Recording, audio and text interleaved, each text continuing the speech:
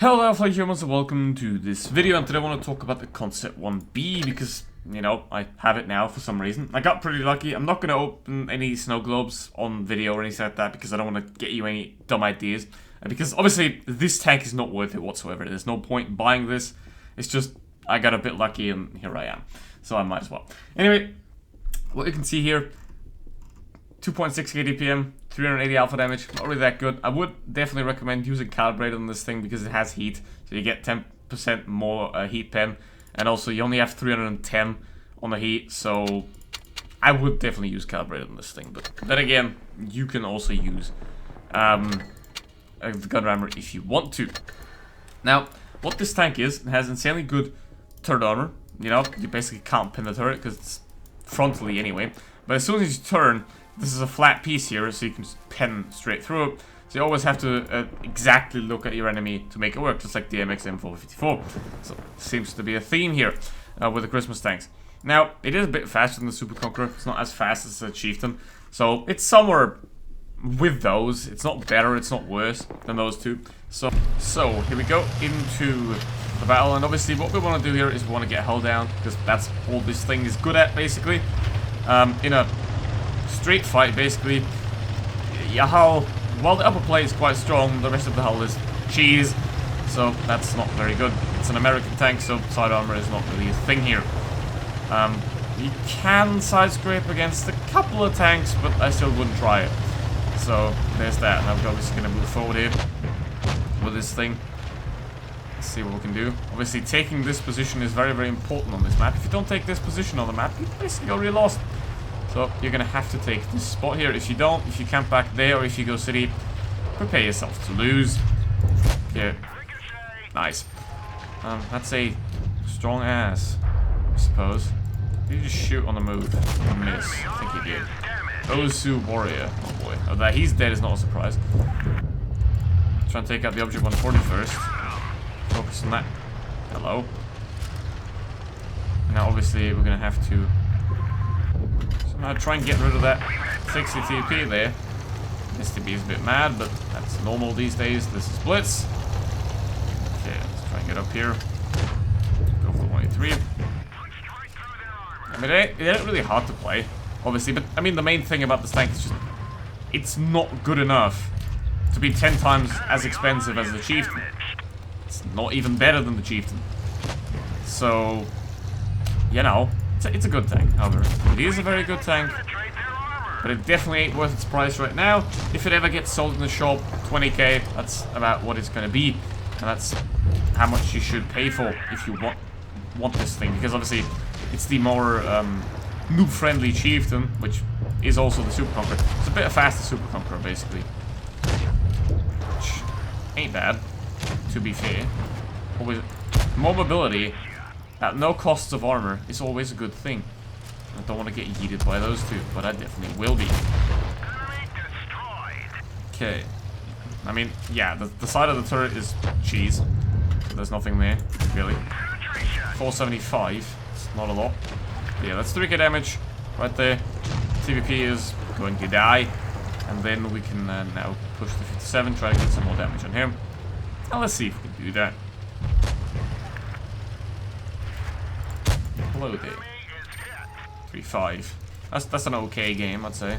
I mean, if I were to try hard, it would be quite bad, but I'm not. So, pretty good game.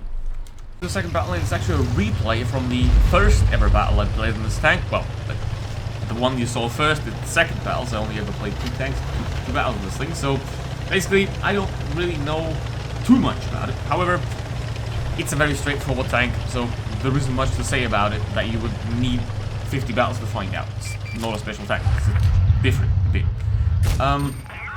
Yes. I am apparently famous now, and if you like this video, then don't forget to like and subscribe as well, if you want to. And now, you know, this is basically how this tank plays. Mine's is essentially the perfect map for this thing. You go hold down, you sit here on the ridgeline, and you just shoot people. It's that simple. But obviously, as I said, the price is not worth it, ever. It is a good tank, but it's not OP, it's not amazing, it's just good. I'd say it's almost somewhere on the same level as the Super Conqueror and the Chieftain. Somewhere there.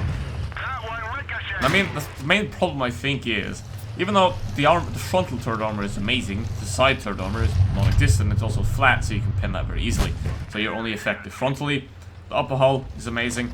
However, the thing that kind of keeps it down is the gun, because while this is like super heavy DPM, I mean 2,800 when you have the rammer, which is roughly the same as Super Conqueror, so that's not too bad. But if you are running the calibrated, which I definitely do recommend with this thing, because you just don't really have the heat pen, and with 380 alpha damage, you want to make sure that every shot you take is gonna pen. Because you only have 380 alpha damage, so you have to make those count. When you're against someone that has 640 alpha damage, you can't really afford yourself to not pin a shot, basically. But that's just how I see it. If you use gun armor on it, sure, there, it works as well. It's a 50-50 pretty much, whichever one you use. But yeah, I mean, it has to be 80 alpha damage, so the gun is rather underwhelming. It's obviously a lot worse than the Chieftain's gun, especially because it also doesn't have Hesh, like the Chieftain does, and the Super Conqueror does have it as well. So there's that. The gun is the biggest downside of this tank. It's decent though. I think as a tank, it's probably a bit better than the E5. But then again, the E5 was nerfed quite a lot, and the old E5 would still eat this thing for breakfast probably. So there's that. But as you can see, all I'm doing here in this game is I sit on the ridgeline, I peek over it, and I shoot people.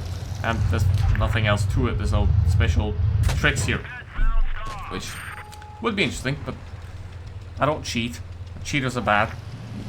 And yeah, I mean, the thing is, if you cheat, you're automatically worse than everyone else. That's the thing.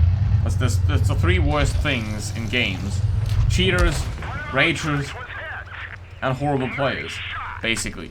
But anyway, I think it doesn't require the greatest amount of skill, so the average player could still do well in this thing, certainly. So it's not like a Leo where you have to be a good player to make it work. I think pretty much everyone can somehow make this tank work decently, so that's a bonus. Now, obviously, in this game, it's a very, very long game for some reason. It's just very, very campy.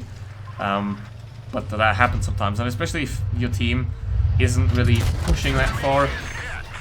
I'm not a guy that likes to, like, play at the front line, pretty much.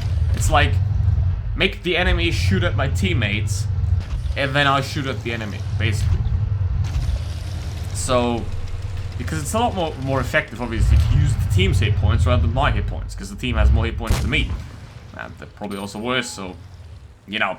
But anyway, at this point, 4,000 damage. Unfortunately, there's going to be a very annoying T-92 behind me very soon, which is not very cool. But yeah, unfortunately, this game is going to end in a win somehow. And that's nice, you know. You don't have to win every game, you just have to win enough to not be annoying. Now, as you can see right there, someone is moving the forge. That's tiny things there that you can always watch out for. You know, just watch, just look at what's happening, and that's already immediately going to make you a better player. All you gotta do is use your brain. And don't buy the Concept 1B, because that's just a complete waste of money. An absolute complete waste of money. Wait, it didn't win that? Wow. Anyway, I remembered wrong, but that's my brain. Anyway, thanks for watching. Don't buy it. It's good, but not good enough to justify the price. Thanks for watching. See you in the next one. Goodbye.